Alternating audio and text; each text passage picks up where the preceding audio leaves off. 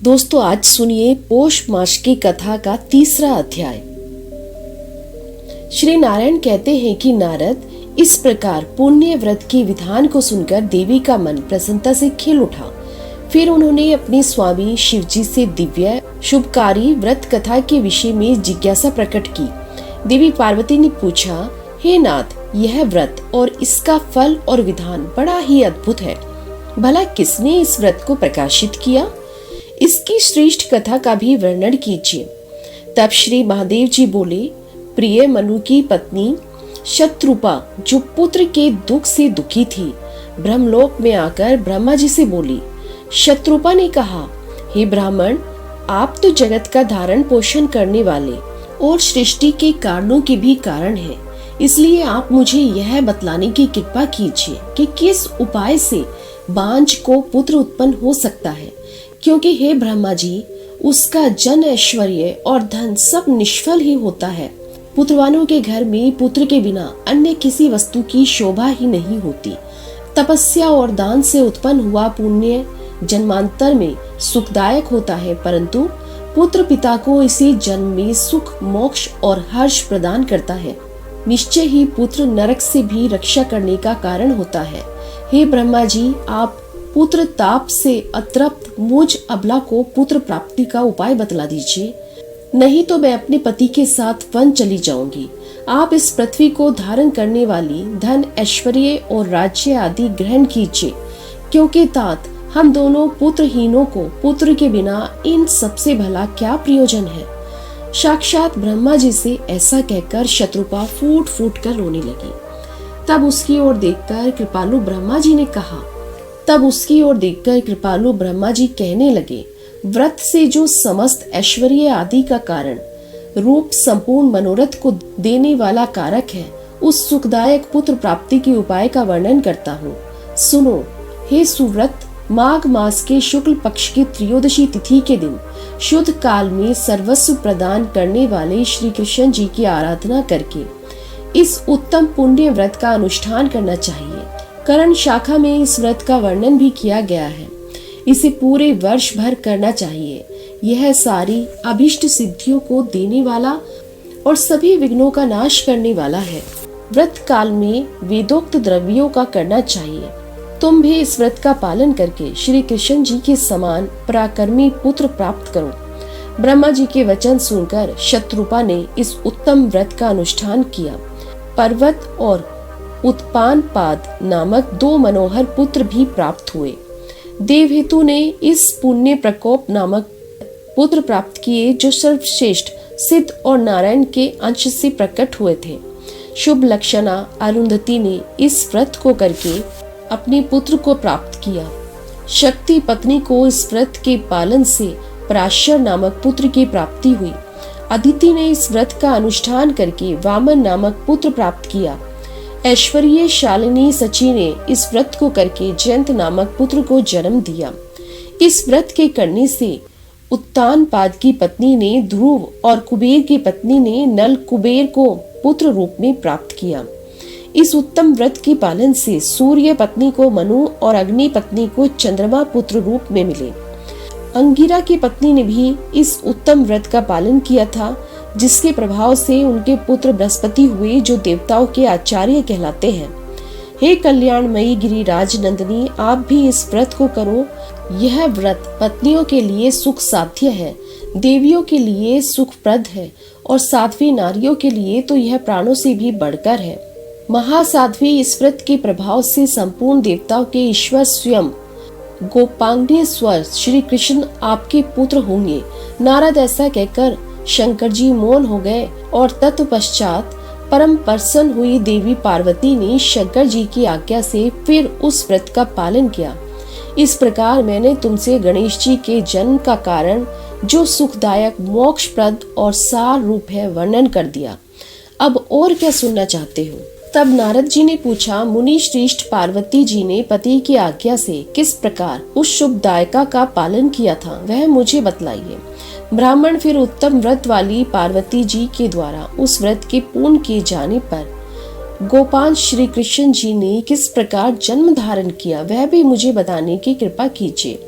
श्री नारायण जी कहने लगे, नारद, शिव जी यद्यपि स्वयं ही तप के विधाता है, फिर भी वे पार्वती जी से व्रत की विधि और उसकी दिव्य कथा का वर्णन करके तपस्या करने के लिए चले गए। यद्यपि शिव जी श्री हरि के ही प्रारूप है, फिर भी वे वहां श्री हरि की आराधना में लीन होकर उन्हीं के ध्यान में तत्पर होकर श्री हरि की भावना करने लगे। वे सनातन देव ज्ञानानंद में निमग्न और परमानंद से परिपूर्ण थे। प्रकट रूप में विष्णु मंत्र के स्मरण से इस प्रकार तल्लीन थे कि उन्हें रात दिन का आना जाना भी ज्ञात नहीं हुआ। उधर शुभ दयनी पार्वती जी ने पति की आज्ञा अनुसार हर्षपूर्ण मन से व्रत कार्य के लिए ब्राह्मणों और व्रतियों को प्रेरित किया और व्रत में काम आने वाली सभी वस्तुओं को मंगाकर शुभ मुहूर्त में व्रत का पालन करना आरंभ कर दिया। उसी समय ब्रह्मा जी के पुत्र भगवान सनत कुमार जी वहां आ पहुँचे। वे तेज के मूर्तिमान राशि थे और ब्रह्मा तेज से प्रज्वलित हो रहे थे। फिर पत्नी सहित ब्रह्मा जी भी प्रसन्नता पूर्वक ब्रह्मलोक से वहां पधारे। अत्यंत भयभीत हुए भगवान महेश्वर भी वहां आए। नारद जो क्षीर सागर में स्नान करते हैं और जगत के शासक और पालन पोषण करने वाले हैं, जिनके गले में वनमाला लटकती रहती है, जो रत्नों के आभूषणों से विभूषित है और उनके शरीर का रंग श्याम है, विचार बुझाधारी भगवान विष्णु लक्ष्मी जी तथा पार्षदों के साथ बहुत सी सामग्री लेकर रत्न जट विमान पर आरूढ़ होकर वहां उपस्थित हुए।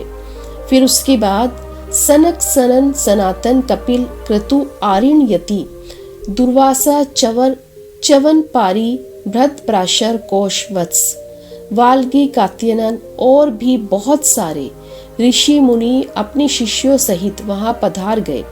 हे मुनि धर्मपुत्र नर नारायण भी वहां पर आए। पार्वती जी ने उस व्रत के दिग्पाल देवता यक्ष गंधर्व किन्नर और गणों सहित सभी पर्वत भी उपस्थित हुए। फिर भगवान शंकर ने आए हुए सभी अतिथियों को ऊंचे ऊंचे सिंहासन पर बैठाकर उनका आदर सत्कार किया। पार्वती जी के इस व्रत में इंद्र देवता कोषाध्यक्ष स्वयं सूर्य आदेश देने वाले और वरुण परोसने के काम पर नियुक्त थे। उस समय दूध दही घी गुड़ चीनी तेल और मधु आदि के लाखों नदियां बहने लगी। इस प्रकार गेहूं चावल जौ और चिड़े आदि के पहाड़ों के पहाड़ लग गए। महामुनि पार्वती जी ने व्रत में कैलाश पर्वत पर सोना चांदी मूंगा और मणियों के पर्वत सरीखे ढेर लगे हुए थे। लक्ष्मी जी ने भोजन तैयार किया, जिसमें परम मनोहर खीर पूड़ी अघनी और चावल और घी से बहे हुए तरह तरह के व्यंजन थे। देवर्ष गणों के साथ स्वयं नारायण ने भोजन किया। उस समय 1,00,000 ब्राह्मण भोजन परोसने का काम कर रहे थे। भोजन कर लेने के बाद जब वे रत्न सिंहासन पर विराजमान हुए, तब परम चातुर लाखों ब्राह्मणों ने उन्हें कपूर आदि से सुवासित पान के बीड़े समर्पित किए। नारद देवऋषि से भरी हुई उस सभा में जब क्षीर सागर में शयन करने वाले भगवान विष्णु रत्न सिंहासन पर आसीन थे, प्रसन्न मुख वाले पार्षद उन पर श्वेत चवर डाल रहे थे। ऋषि सिद्ध तथा देवगण उनकी स्तुति कर रहे थे। वे गंधर्व के मनोहर गीत सुन रहे थे। उसी समय ब्रह्मा जी की प्रेरणा से शंकर जी ने हाथ जोड़कर भक्ति पूर्वक उन ब्रह्मोष से अपने अभिष्ट कर्तव्य व्रत के विषय में प्रश्न किया। श्री महादेव जी ने पूछा, प्रभु आप श्रीनिवास तपस्वरूप तपस्या और कर्म के फलदाता, सबके द्वारा पूजित संपूर्ण व्रतों जपो यज्ञों और पूजन के बीज रूप से वांछित कल्प तरु और पापों का नाश करने वाले हैं। नाथ मेरी एक प्रार्थना सुनिए। हे ब्राह्मण पुत्र, शोक से पीड़ित हुई देवी पार्वती का हृदय अत्यंत दुखी हो गया। अतः वह पुत्र की कामना से परमो पुण्य कर करना चाहती है। वह सुब्रता व्रत के फल स्वरूप में उत्तम पुत्र और पति सौभाग्य की याचना कर रही है। इनके बिना उसे संतोष नहीं है। प्राचीन काल में इन माननी ने अपने पिता के यज्ञ में मेरी निंदा होने के कारण अपने शरीर का त्याग कर दिया था और अब पुनः हिमालय के घर में जन्म धारण किया है। यह सारा वृतांत तो आप जानते ही हैं। आप सर्वज्ञ को मैं क्या बतलाऊं। तत्व विज्ञान में सुप्रदानिनी अपनी वह आज्ञा बतलाई, नाथ मैंने सब कुछ निवेदन कर दिया है, अब जो कर्तव्य हो उसे भी बताने की कृपा कीजिए, क्योंकि परामर्श पूर्वक किया हुआ सारा कार्य परिणाम में सुखदायक ही होता है। श्री नारायण कहते हैं कि हे नारद, उस सभा में ऐसा कहकर भगवान शंकर ने कमलापति विष्णु की स्तुति की और फिर ब्रह्मा जी के मुख की ओर देखकर वे मौन हो गए।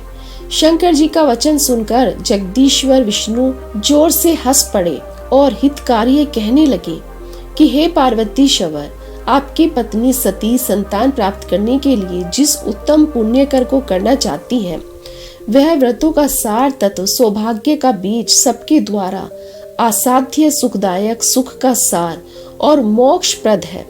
शंकर जी के उत्तम व्रत का आचरण करने वाली साध्वी शिवा पुण्य नामक व्रत का अनुष्ठान अवश्य करें।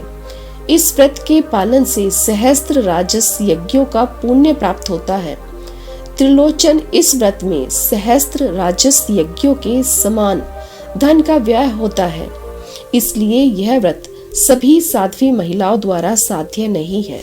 इस पुण्य व्रत के प्रभाव से स्वयं गोलोक श्री कृष्ण जी पार्वती जी के गर्भ से उत्पन्न होकर आपके पुत्र होंगे। कृपा निधान स्वयं समस्त देवगणों के ईश्वर हैं, इसलिए त्रिलोकों में गणेश नाम से विख्यात होंगे, जिनके स्मरण मात्र से निश्चय ही जगत के विघ्नों का नाश हो जाएगा। इस कारण उन विभु का नाम विघ्न विनाशक होगा, क्योंकि पुण्य व्रत में उन्हें तरह तरह के द्रव्य समर्पित किए जाते हैं, जिन्हें खाकर उनका उदर लंबा हो जाता है, इसलिए वे लंबोदर भी कहलाएंगे। शनि की दृष्टि पड़ने से सिर कट जाने पर पुनः हाथी का सिर जोड़ा जाएगा, इस कारण उन्हें गजानन कहा जाएगा। परशुराम जी के फारसे से जब इनका एक दांत टूट जाएगा, तब यह अवश्य ही एक दंत नाम वाले होंगे। वे ऐश्वर्यशाली शिशु संपूर्ण देवगणों में हम लोगों की ओर जगत के परम पूज्य होंगे। मेरे वरदान से उनकी सबसे पहले पूजा होगी। संपूर्ण देवों की पूजा के समय सबसे पहले उन्हीं की पूजा करके मनुष्य बिना किसी विघ्न बाधा के पूजा के फल को प्राप्त कर लेगा, अन्यथा उसकी पूजा व्यर्थ हो जाएगी। मनुष्य को चाहिए कि श्री गणेश जी, सूर्य, श्री विष्णु, शंभु, अग्नि और दुर्गा, इन सबकी सबसे पहले पूजा करें, फिर अन्य देवी देवताओं का पूजन करें। गणेश जी का पूजन करने पर जगत के विघ्न निर्मूल हो जाते हैं और सूर्य की पूजा से, रोगदान के पूजन से पवित्रता, मोक्ष, पापनाश, यश और ऐश्वर्य की वृद्धि होती है। शंकर जी का पूजन तत्व ज्ञान के विषय में परम तृप्ति का बीज है। अग्नि का पूजन अपनी बुद्धि की शुद्धि का उत्पादक कहा गया है। ब्रह्मा जी के द्वारा संस्कृत अग्नि की पूजा से मनुष्य अंत समय में ज्ञान मृत्यु को प्राप्त कर लेता है। दुर्गा जी की अर्चना हरि भक्ति प्रदान करने वाली और परम मंगलदायिनी होती है। इनकी पूजा के बिना अन्य की पूजा करने से वह पूजा विपरीत हो जाती है। महादेव त्रिलोकी के लिए यही क्रम प्रत्येक कल्प में निश्चित है। यह देव निरंतर विद्यमान रहने वाले नित्य और सृष्टि परायण है। उस सभा में ऐसा कहकर श्री हरि मौन हो गए। उस समय देवता, ब्राह्मण और पार्वती जी सहित शंकर जी परम प्रसन्न हुए। आज का अध्याय समाप्त हुआ। उम्मीद करती हूँ कि वीडियो आपको पसंद आई होगी।